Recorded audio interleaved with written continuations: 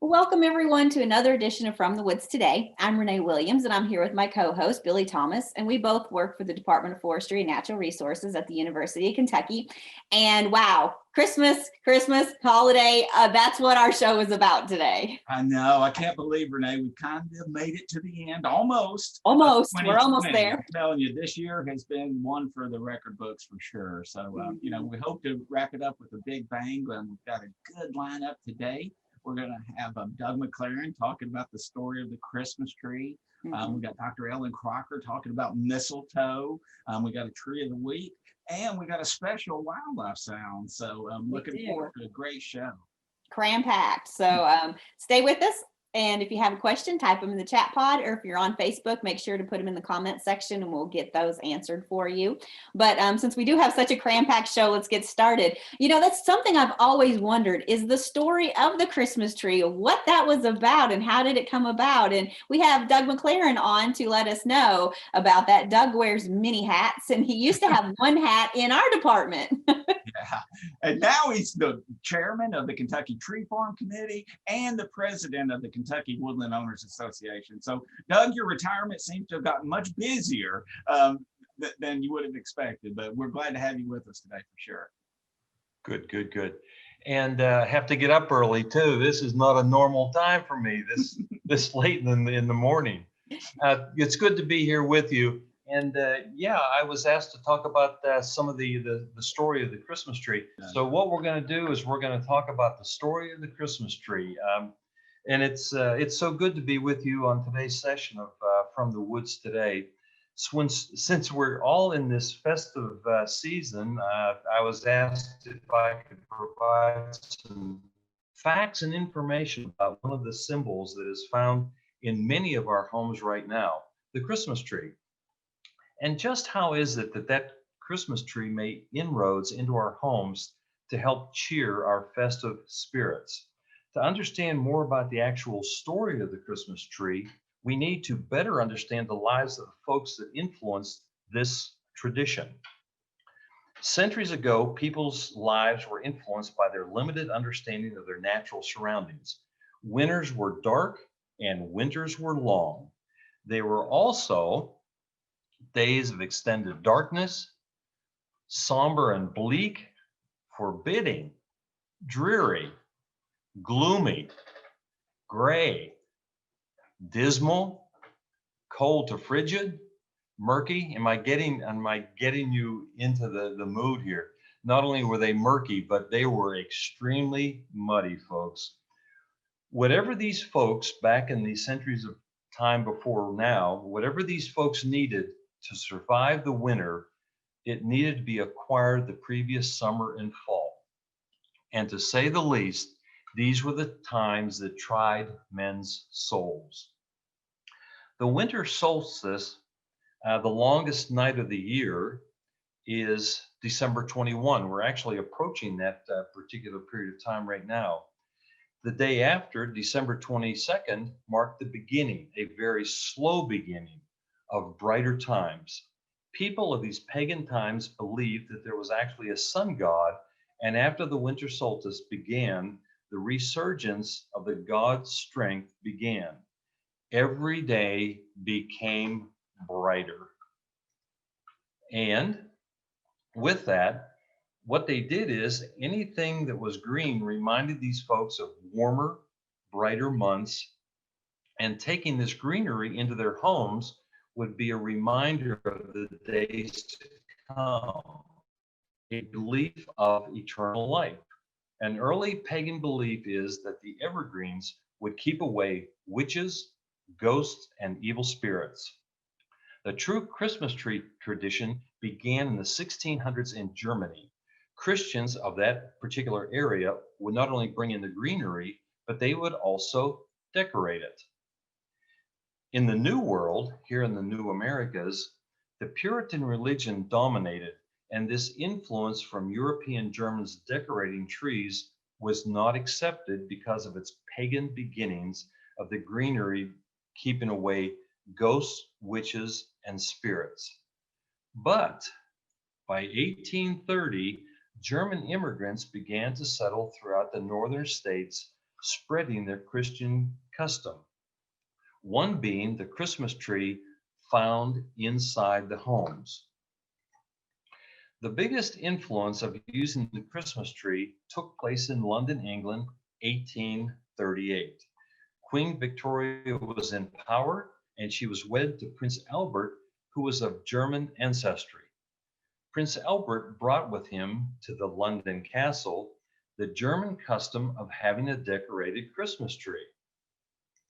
This gentleman that you see on your screen right now, Prince Albert, might actually be the one responsible for generating the acceptance of the Christmas tree in our homes today. What happened was the entire family, the entire royal family, the queen, the prince, and the children were quickly sketched, including the tree, and it appeared in the London papers. And this is the actual sketch that actually made it to the London papers. And it was done very quickly, and quicker yet, the custom was accepted throughout the New World of having a Christmas tree decorated in your home. By 1890, Christmas trees appeared in the homes of Americans celebrating Christmas.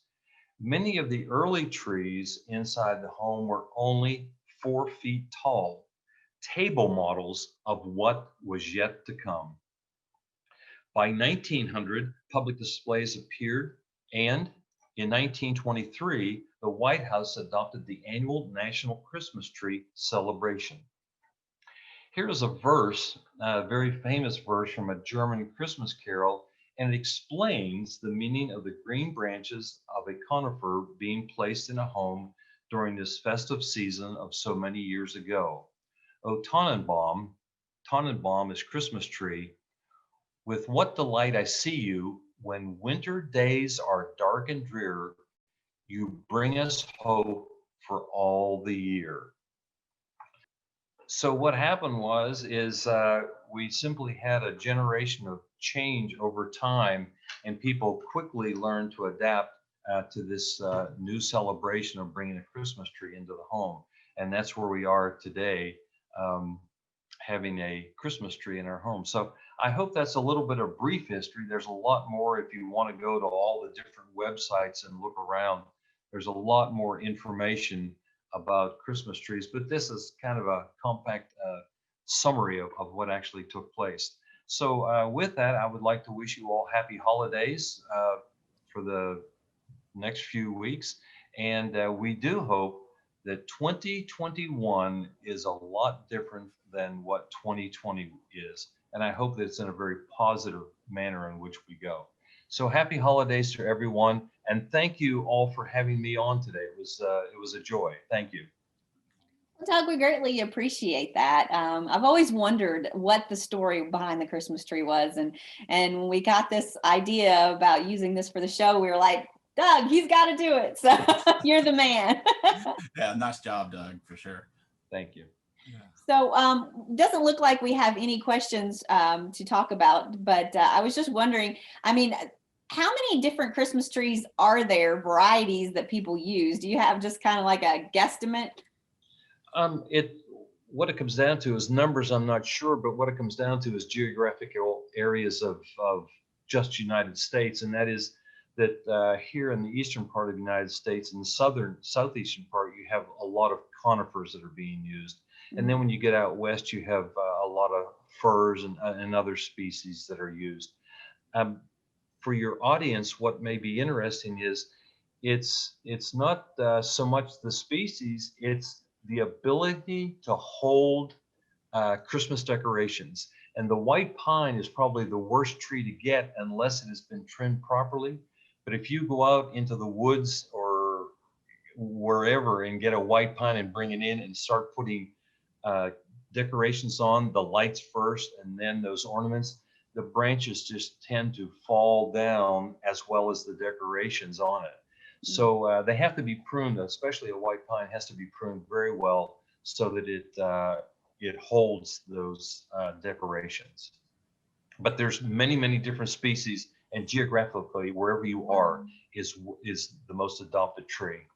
You do have a question. If you wanted to purchase a live Christmas tree to plant after Christmas, what type of tree would be best?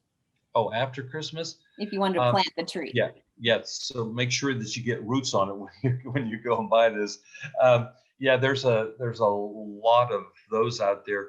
What happens a lot of times is the nursery people that have these trees usually tend to go towards what are planted in front yards. Those, the spruces and the firs. Some of those are the ones that are most available.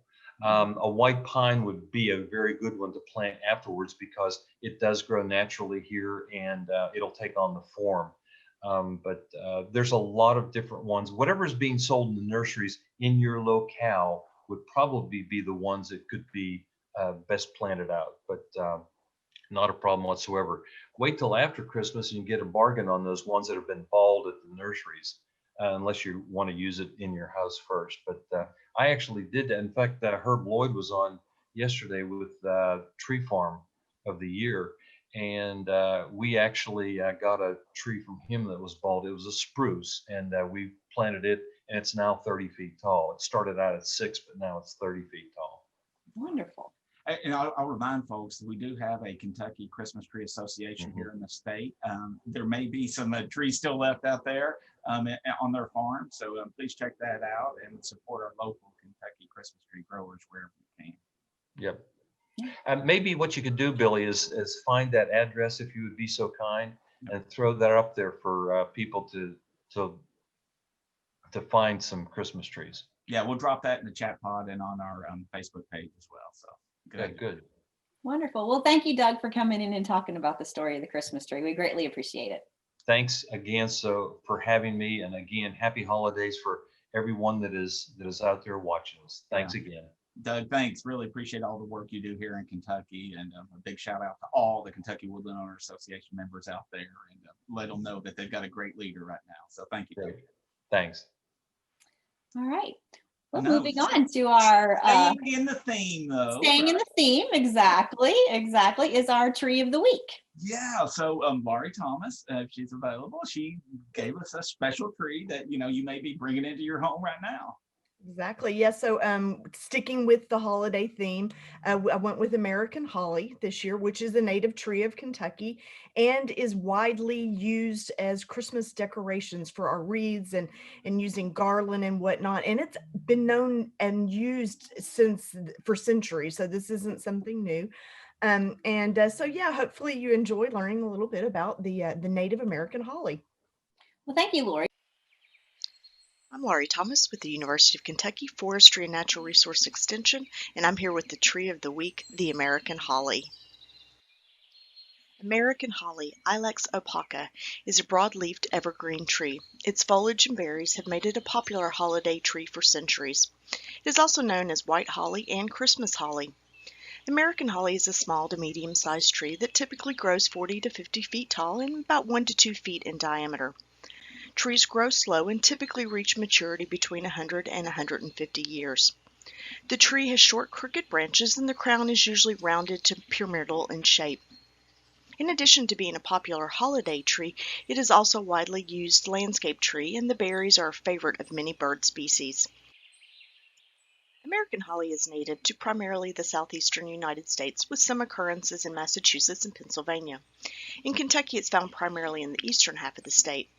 Holly grows on a wide variety of sites and soils, from sandy beaches to fertile mountain soils, but best growth is in moist, slightly acidic, well-drained sites such as upland pine sites. It's classified as extremely shade tolerant and is a common understory tree in the longleaf and pine forest of the coastal plain. Other common associates include sweet gum, American beech, red maple, white oak, and yellow poplar. American holly is a broadleaf evergreen tree with alternately arranged leaves, as you can see in the photo. The leaves are somewhat elliptical in shape, about 2 to 4 inches long, and they have spiny, toothed margins, so it's a really good characteristic. The leaves are thick and leathery, and the upper surface is dark green and shiny, and the underside of the leaf is much paler. The holly is dioecious, which means there are trees with male flowers and trees with female flowers. The flowers are dull greenish white on both. The male flowers are in groups, and the female flowers tend to be solitary, and the flowers have a pleasant odor. And they are pollinated by insects including bees, wasps, ants, yellow jackets, and night flying moths. Trees flower in late spring. The fruit is a berry-like drupe, and the drupes are bright red and typically about 1/4 of an inch in diameter. The drupes contain 4 small ribbed nutlets, and they ripen between September and December and may remain on the tree through winter unless consumed by birds or other wildlife. Perhaps the most important in seed dispersal are the large winter flocks of birds such as cedar waxwings and robins. Since American holly is dioecious, trees of both sexes must be located in the same area to ensure fruit production. Typically, one male should be planted for every 3 female trees. American holly can also reproduce from basal sprouting. The bark of American holly is smooth and light gray. The bark doesn't tend to change as the tree ages or grows.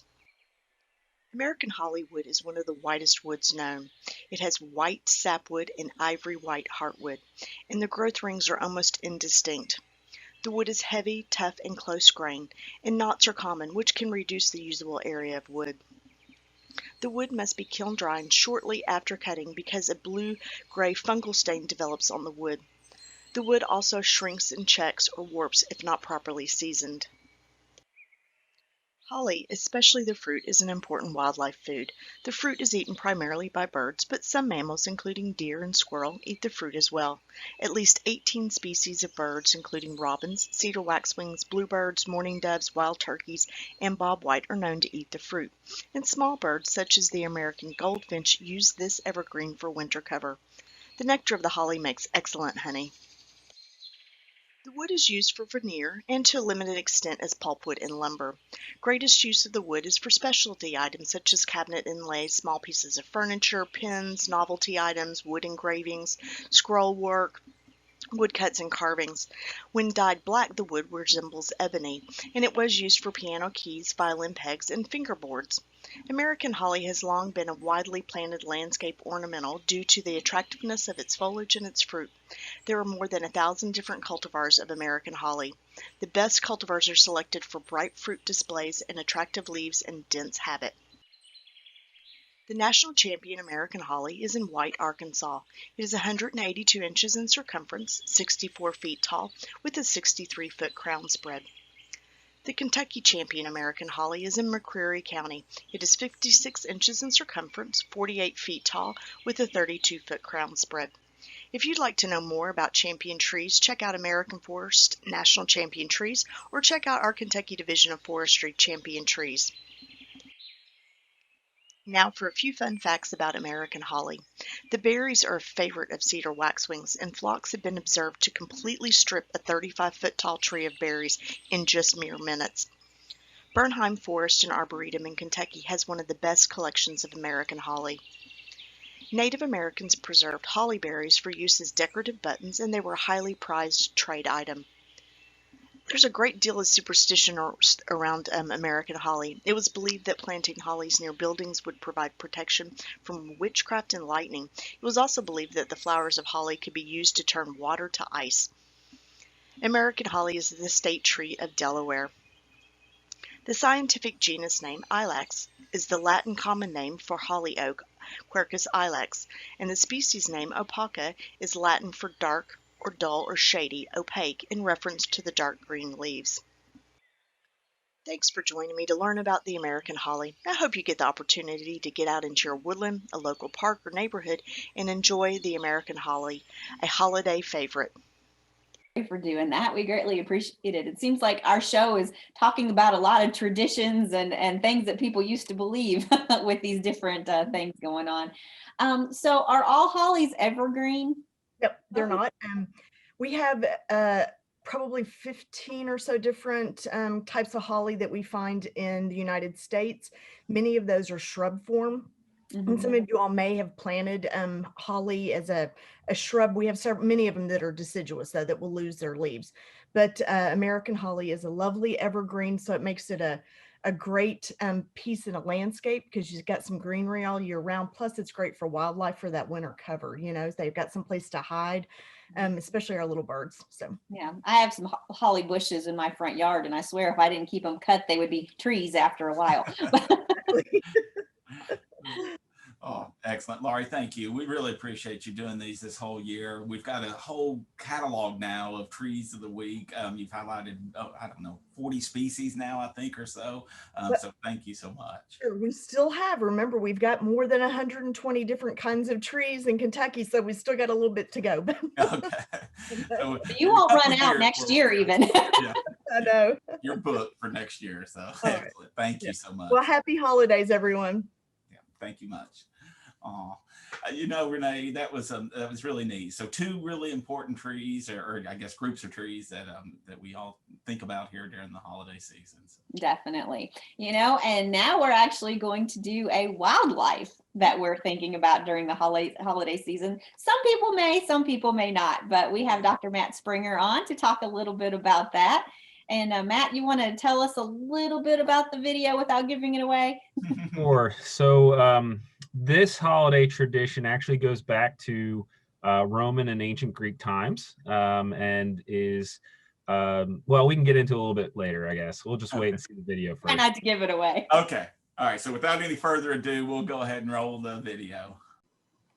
Welcome to another edition of Wildlife Sounds from the Forest. And again, we have Dr. Matt Springer here with us. And I think we're going to be talking about a holiday kind of animal. Well, we've got one that in some European cultures, this is a traditional meal for the Christmas holiday. It also is relevant to Kentucky because these guys are going to start showing up here. Some have already started showing up, but they're a migratory species that spends most of its time up in the Arctic in the summer. And then heads a little south for the winter. Okay, well, let's hear what this animal is. So there we go. We've got our first one. Now I've got a series here. Okay. Because there's multiple examples. So we're going to talk a little bit, and the first one will reveal what it actually is, what the theme is anyway.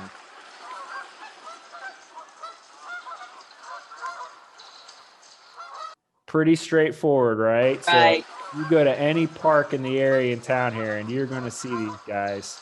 Yeah. Sometimes wearing some jewelry on their feet put there by people like me. But Tracking them. Yes, tracking survival. So the theme here is geese, obviously. So this is the Canada goose, not Canadian. They don't have a citizenship. Okay. The Canada goose, or Canada geese, plural, and probably our most common goose species, at least year round, because we do have residents that hang out sometimes on campus when we don't want them to. But also our biggest goose species here in Kentucky. Okay. So we're going to go through a bunch of them, but we'll see here what else we've got.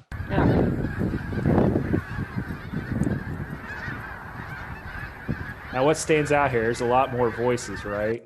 There's a lot more voices. A lot more going on. Right. And that's pretty indicative of this species of goose, or group of subspecies as well. There's multiple species that are commonly referred to as light geese, but obviously very white goose, Very white. which based on their name of snow geese, you can see why they have that. And for the most part, they are a white goose with some black tips on their wings, black feet, and there's a subset of geese within this population. There's called a blue phase, which is actually a very striking looking grayish bluish version of snow geese, and they'll have pretty much be an entirely dark body. And if you look in there, you may see one that looks that way. But other than that, these guys are usually seen in the thousands in a field, generally upwards of 2,000, 3,000, 4,000 in a field, lots of mouths feeding in a field. And if you're a farmer, not necessarily a great sight to see. Yeah, especially it would probably ruin your whole crop. It could cause some problems real quick. Now, we've got one other light goose species that I want to cover. Probably, unless you're in Western Kentucky, you're going to be really unlikely to come across these guys in any frequency. But probably my favorite goose species that we have.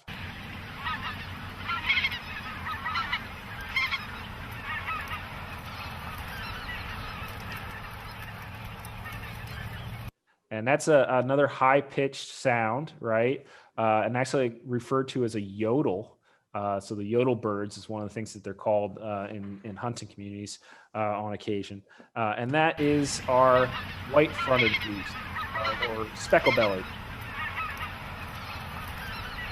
And these guys have the barring on the chest, which increases with age. And all of these species are able to live 15 to 20 years, some older than that. So if you see a white-fronted goose here that has a lot of bars on its chest, that means it's a very old goose. Oh, okay. And so they're the ones that fly in the V formation, right? Because you hear that noise, you're outside and you're looking up and you hear the noise and you see the V. So why the V? So these guys, it's are generally, especially the Canada geese, are larger birds, easily in double digits in weight, and their wings. So it's called wing load. So the size of their body and weight to wing ratio, and how much effort it takes them to fly. Well, the V helps them with aerodynamics as they're going through the air, lower the cost of flying. So the energy costs.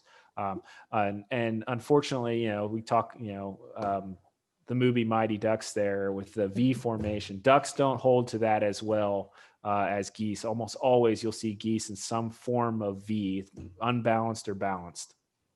Okay. All right. And so one reason why we're playing this today is because of the movie Scrooge with the goose, he buying the goose for that family. So. Yeah, and several cultures, Christmas goose is what's made on Christmas Day as the family meal. A lot of times, people will actually go hunting Christmas morning to get that Christmas goose, or it's going to be a very hungry Christmas day.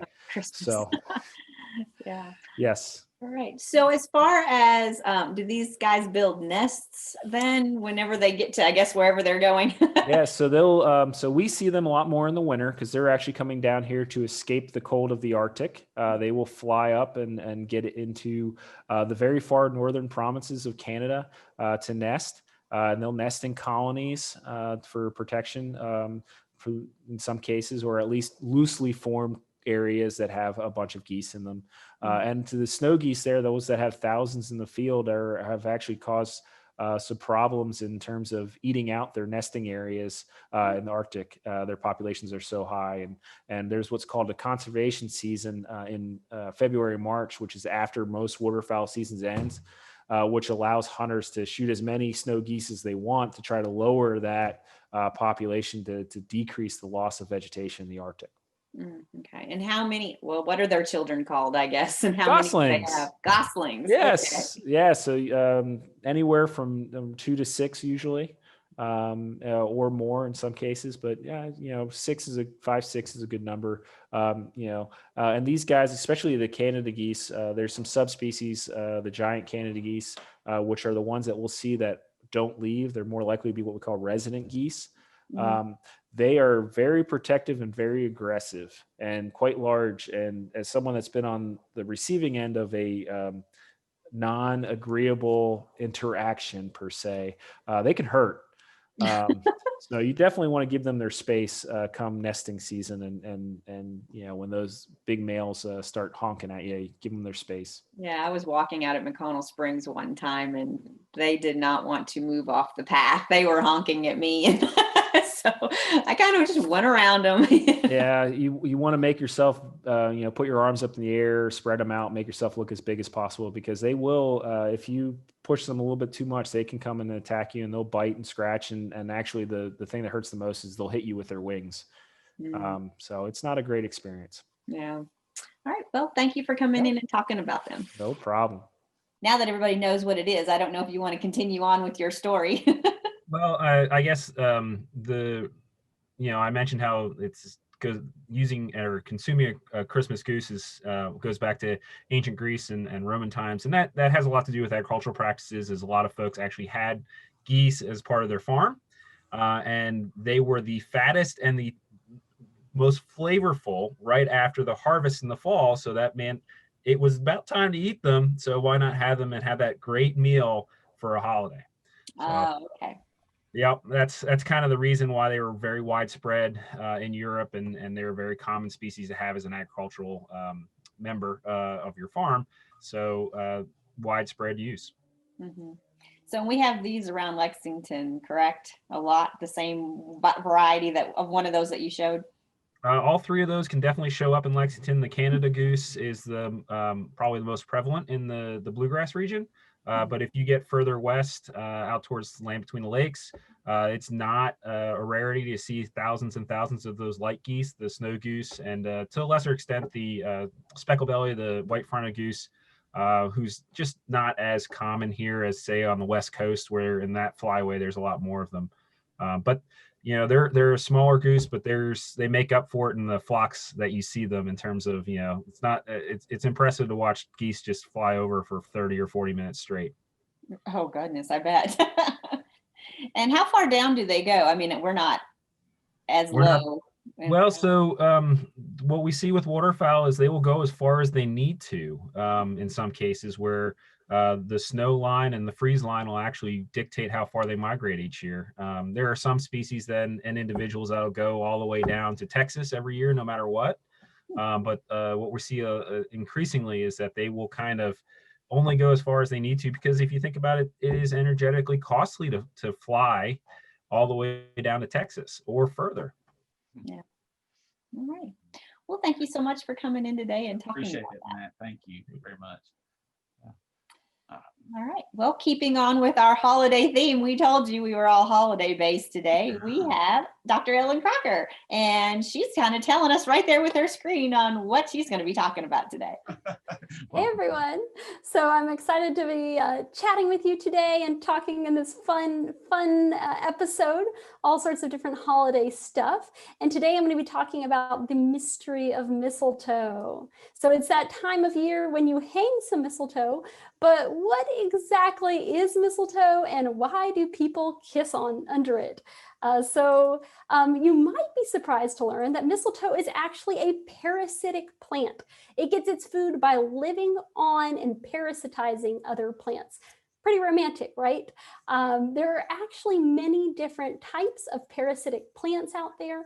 The mistletoe that you're most familiar with here in Kentucky and that you might hang from your doorway this time of year is called leafy mistletoe.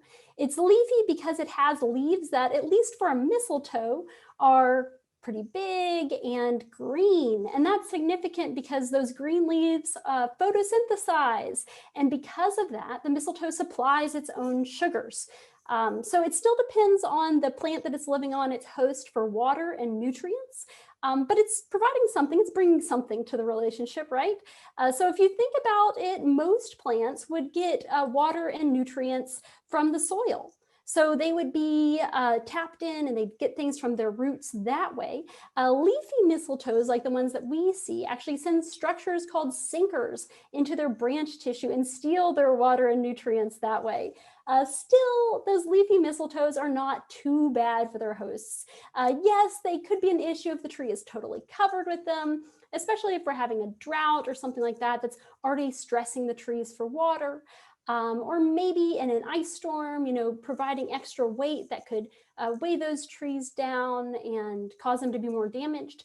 But since our leafy mistletoes are making their own energy, they aren't draining the trees that much. In contrast, there are other parasitic plants out there that don't photosynthesize and get 100% of their energy and nutrients from their host plants. For example, in these photos, you can see dodder, which is an agricultural pest, as well as some dwarf mistletoes, which in the Western United States can be a real problem on conifers.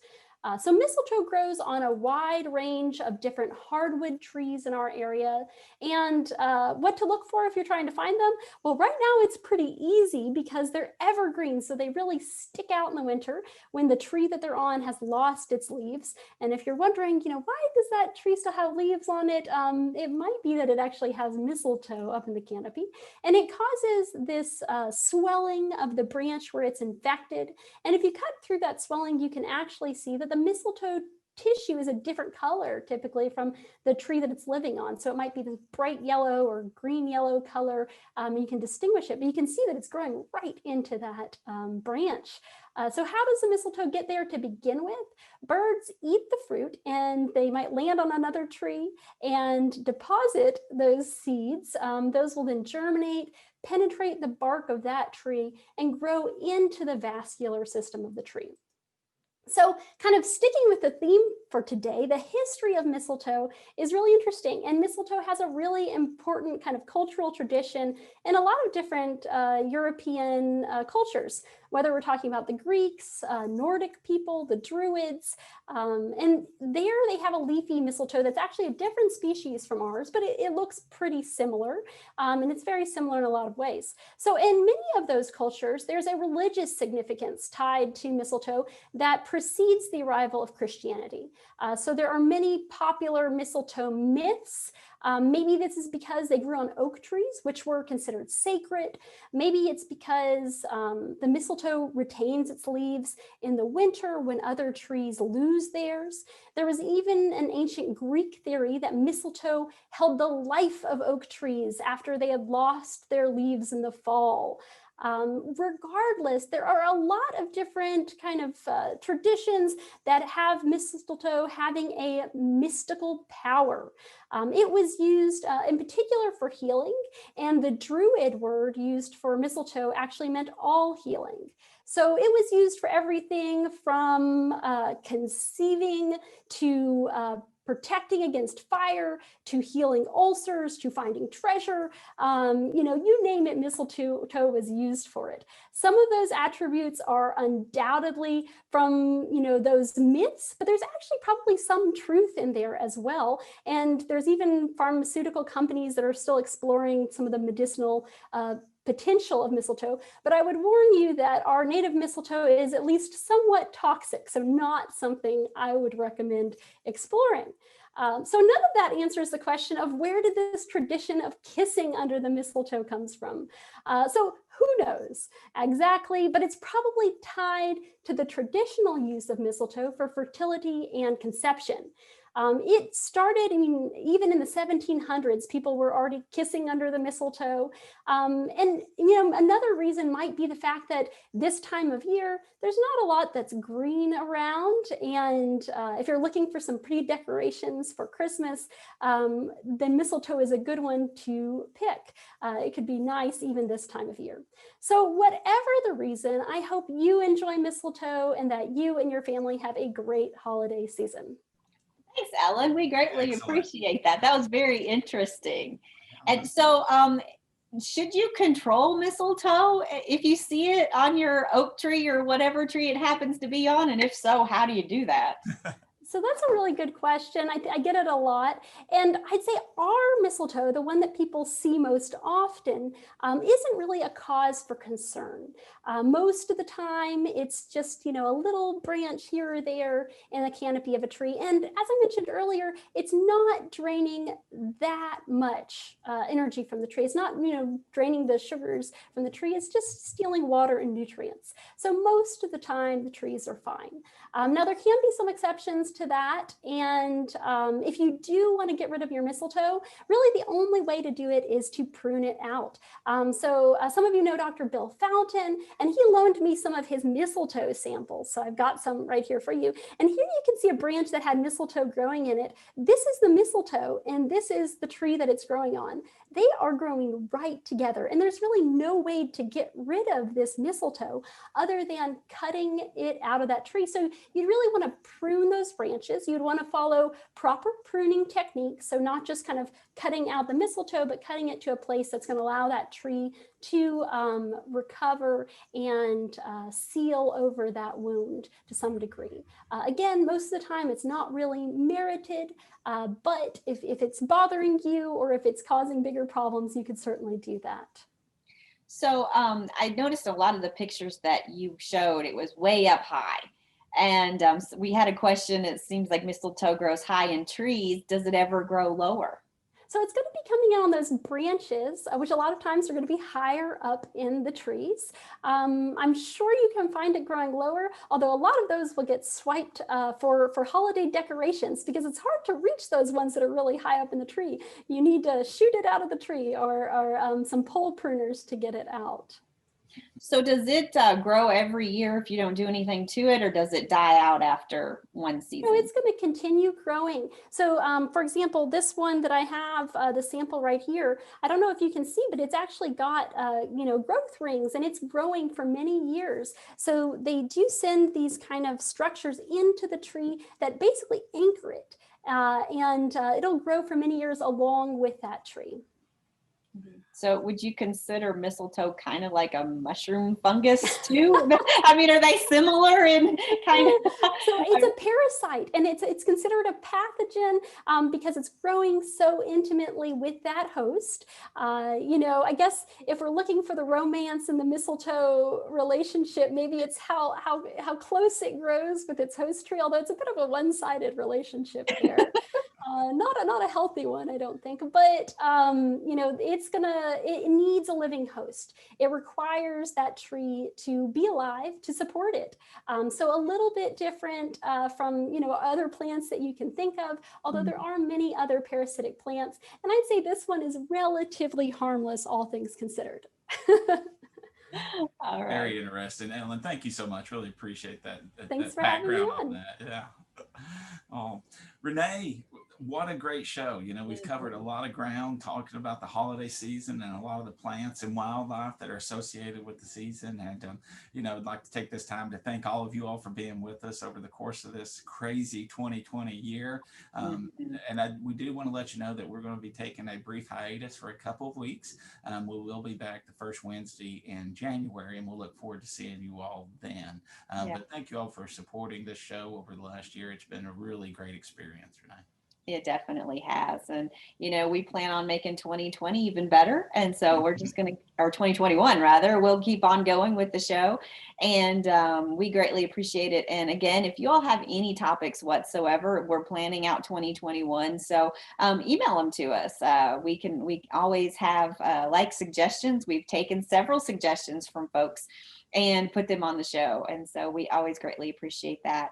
And if you have any shows that you've missed, or you want to watch this one again, you can always go to FromTheWoodsToday.com and watch all of our past episodes. But like Billy said, the reason why we're doing our holiday show right now is because we're not going to have the next 2 weeks on. So we would wish you a very happy holidays, and we greatly appreciate you joining us this year, and we hope to see you again next year.